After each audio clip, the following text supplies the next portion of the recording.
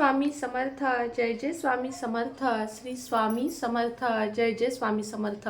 श्री स्वामी समर्थ महाराजांच्या नामस्मरणाने आजच्या व्हिडिओला सुरुवात करूया. शुभ संध्याकाळ तुम्हा सगळ्यांना. कसे आहात तुम्ही सगळे? आशा व्यक्त करते स्वस्थ असाल, मस्त असाल, स्वामींच्या सेवेमध्ये रममाण असाल.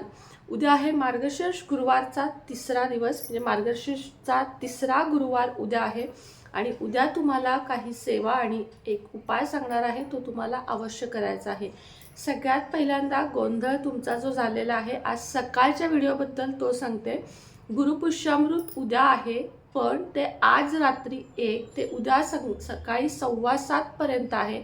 मग तुम्हाला ती सेवा आज रात्री, म्हणजे आज रात्री 12 नंतर ते उद्या सकाळी 7:15च्या आत मी तुम्हाला जी 12 फुलवातींची सेवा सांगितलेली आहे ती आज रात्री 1 वाजता, आज उद्या नाही, आज रात्री 1 वाजता ते उद्या सकाळी 7:15 म्हणजे पहाटे 5ला उठून केलीत तरीही चालेल किंवा रात्री जागून केलीत तरीही चालेल. दुसरा प्रश्न म्हणजे मी ज्या व्यंकटेश स्तोत्र, श्री सूक्त या सेवा सांगितल्या त्या फक्त उद्या करायच्या की रोज करायच्या? तर त्या रोज करायच्या. जोपर्यंत तुमच्या 12 वाती 12वा दिवस आणि पुन्हा उतरत्या क्रमाने 1 पर्यंत येत नाही तोपर्यंत रोज त्या सगळ्या सेवा तुम्हाला करायच्या आहेत. आता तुम्हाला अजूनही त्याबद्दल काही प्रश्न असेल तर मला नक्की सांगा. मासिक पिरियडमध्ये तुम्ही ही सेवा करू शकत नाही, मग तुम्ही पुढचा गुरुपुष्यामृत जेव्हा चालू होईल तेव्हा ही सेवा करू शकता. आता पुढचा गुरुपुष्यामृत कधी आहे मी देखील पाहिलेलं नाही, तेव्हा असेल तेव्हा अवश्य ही सेवा मी पुन्हा सांगेन, तेव्हा तुम्ही सुरू करू शकता. आता उद्या चालू केली म्हणजे आज रात्री चालू केली आणि तुमची परवा दिवशी किंवा उद्या अडचण आली तर तेवढे 5 दिवस सोडून द्या आणि कंटिन्यू करू शकता. जर सुतक आलं तर तुम्हाला ही सेवा तिथंच सोडून द्यायची आहे आणि पुढच्या गुरुपुष्यामृतला नव्याने सुरू करायची. 13 दिवस वगैरे थांबून पुन्हा सुरू करायची नाही आहे, ती थांबवून टाकायची आहे.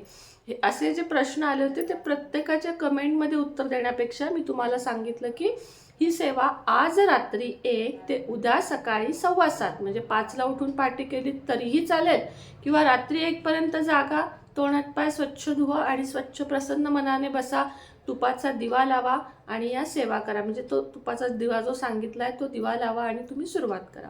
आता उद्याच्या व्हिडिओबद्दल बोलूया.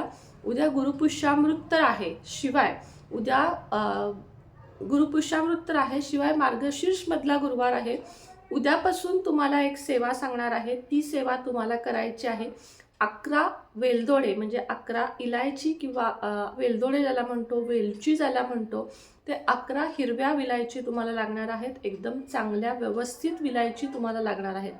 तुम्हाला काय सेवा करायची आहे ते सांगते. 1 वेळा कनकधारा स्तोत्र म्हणायचं हिरवी इलायची हातामध्ये घेऊन. 1 वेळा म्हणजे आधी तुम्ही लक्ष्मीची पूजा करून घ्यायची. लक्ष्मीची पूजा झाली की तुम्हाला म्हणजे लक्ष्मीला अभिषेक करून घ्यायचा, कृष्णाला अभिषेक करून घ्यायचा, स्वामी समर्थांना अभिषेक करून घ्यायचा, जी काही पूजा असेल ती करून घ्यायची. आता ही सेवा उद्या गुरुवारपासून करायची आहे. मार्गशीर्ष महिन्यातल्या गुरुवारची जेव्हा पूजा मांडतो तेव्हा केली तरी चालेल आणि जेव्हा आपण सकाळी घरातली पूजा करतो तेव्हा केली तरी चालेल. मात्र प्रत्येक देवाला व्यवस्थित पंचामृताने पाण्याने अभिषेक उद्या घालायचा आहे, रोज नाही, उद्या घालायचा आहे. आणि तुम्हाला लक्ष्मीला अभिषेक घालताना श्री सूक्त म्हणायचं आहे. बाळकृष्णाला अभिषेक घालताना तुम्हाला पुरुष सूक्त म्हणायचं आहे. स्वामी समर्थांना अभिषेक घालताना श्री स्वामी समर्थ मंत्राचा जप केलात तरीही चालेल. नंतर सगळ्या देवांना तुम्ही चंदन, अक्षता जे काही आहे, हळदी कुंकू, आपण ज्या देवींना आपण हळदी कुंकू वाहतो ते व्हायचं आहे आणि गुरुवारची पूजा मांडून घ्यायची आहे. पूजेसमोर बसायचं आहे. 11 हिरव्या विलायची तुम्हाला एका वाटीत घ्यायच्या आहेत. 1 इलायची हातामध्ये घ्यायची. कनकधारा स्तोत्र म्हणायचं. 18 ओव्यांचं कनकधारा स्तोत्र आहे. ते स्तोत्र एकदा म्हणायचं मुठीत इलायची घेऊन, म्हणजे हातात इलायची घेऊन, आणि ती इलायची तुम्हाला देवीला व्हायची आहे, लक्ष्मी मातेला व्हायची आहे. असं करत 11 वेळा तुम्हाला ही सेवा उद्या करायची आहे. कनकधारा स्तोत्र 11 वेळा तुम्हाला 1 इलायची हातात घेऊन तुम्हाला कनकधारा स्तोत्र म्हणायचं आहे. आता उद्यापासून 11 दिवस तुम्हाला ही सेवा करायची आहे. उद्यापासून चालू करायची. उद्याच्याच दिवस पूजा मांडणी वगैरे जे काही आहे त्यानंतर फक्त देवासमोर बसून शुचिर्भूत होऊन म्हणजे आंघोळ वगैरे करून 11 दिवस 11 वेळा तुपाचा दिवा लावून तुम्हाला अनायसे, आपण आता ती सकाळची जर सेवा करत असू तर तुपाचा दिवा लावणारच आहे. कनकधारा स्तोत्राचं छोटंसं एक ग्रंथ मिळतो, तो नसेल तर मोबाईलला गुगलला कनकधारा स्तोत्र सर्च करा.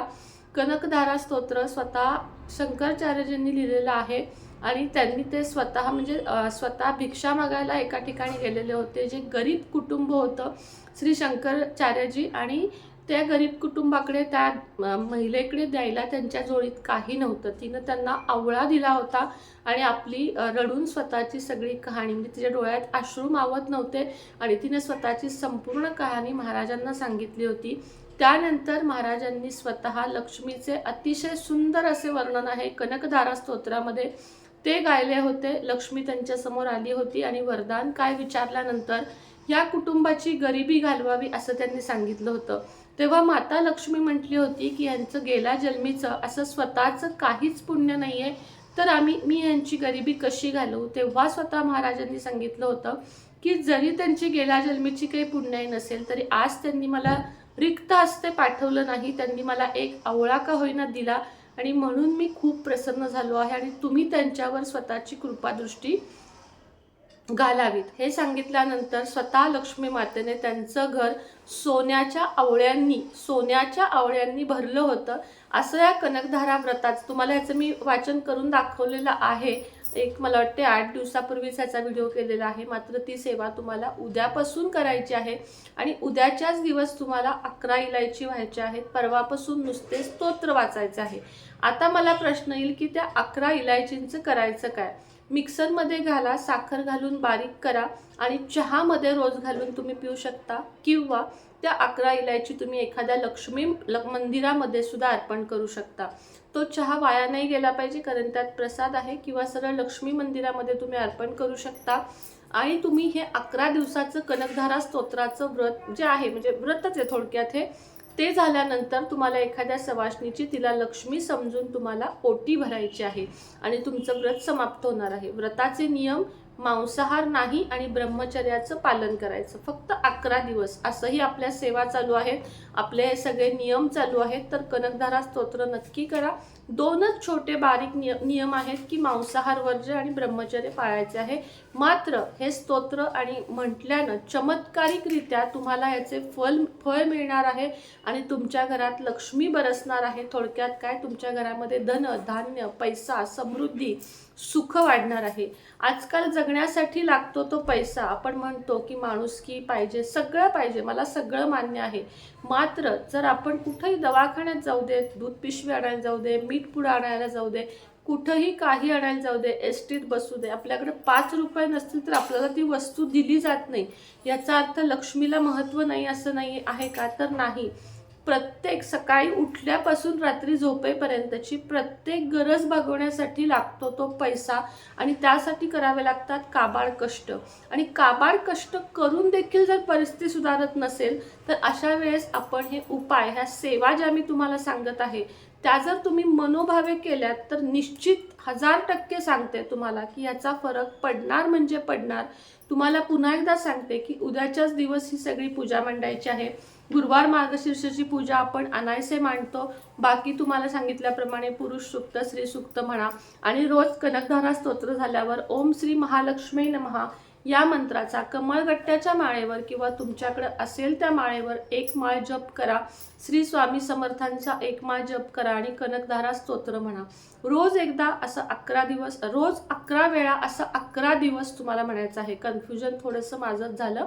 रोज 11 वेळा असं 11 दिवस, 18 ओव्यांचं फक्त 5 ते 7 मिनिटात पठण होईल असं हे आहे. यूट्यूबला लावून द्या, त्याच्यासोबत म्हणा, म्हणजे उच्चार जरी चुकले तरी थोडेसे सुधारता येतील. आणि गुगलला सुद्धा आहे, नुसतं सर्च करा, तुम्हाला संपूर्ण कनकधारा स्तोत्र येईल. लक्ष्मीचा फोटो नसेल तर आवर्जून गुरुवारी मार्गशीर्ष महिन्याच्या आणा. लक्ष्मीची मूर्ती असेल तर फोटोची आवश्यकता नाही आहे, मात्र नसेल तर नक्की घेऊन या. ज्या घरात लक्ष्मी मातेचा फोटोच नाही त्यांनी लक्ष्मी प्राप्तीची अपेक्षा तरी कशी करता. त्यामुळं फोटो नसेल, मूर्ती नसेल, चांदीची मूर्ती आणली जास्त उत्तम. नाही जमली पितळेची आणा, तेही नाही जमलं फोटो आणा. फोटो आणताना उभ्या लक्ष्मीचा आणायचा नाही, बसलेल्या कमळावर बसलेल्या हातातून सोन्याच्या मोहराती तिच्या टाकत आहे अशा प्रकारचा लक्ष्मीचा फोटो आणायचा. तो तुम्हाला अतिशय लाभदायक आहे. आणि जर तुमच्याकडे मूर्ती असेल तर तीही बसलेली कमळात बसलेली असावी, चांदीची असेल अतिशय उत्तम.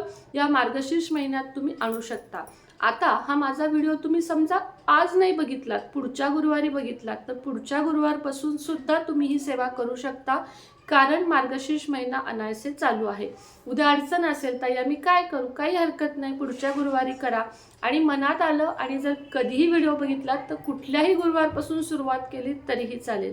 कसा वाटला व्हिडिओ नक्की सांगा. आवडला तर काय करायचं आहे, लाईक शेअर सबस्क्राईब करायचं आहे. पुन्हा भेटूया नवीन व्हिडिओसोबत, नवीन विषयासोबत. तोपर्यंत तुम्हा सर्वांना श्री स्वामी समर्थ. ओम श्री महालक्ष्मी नमः.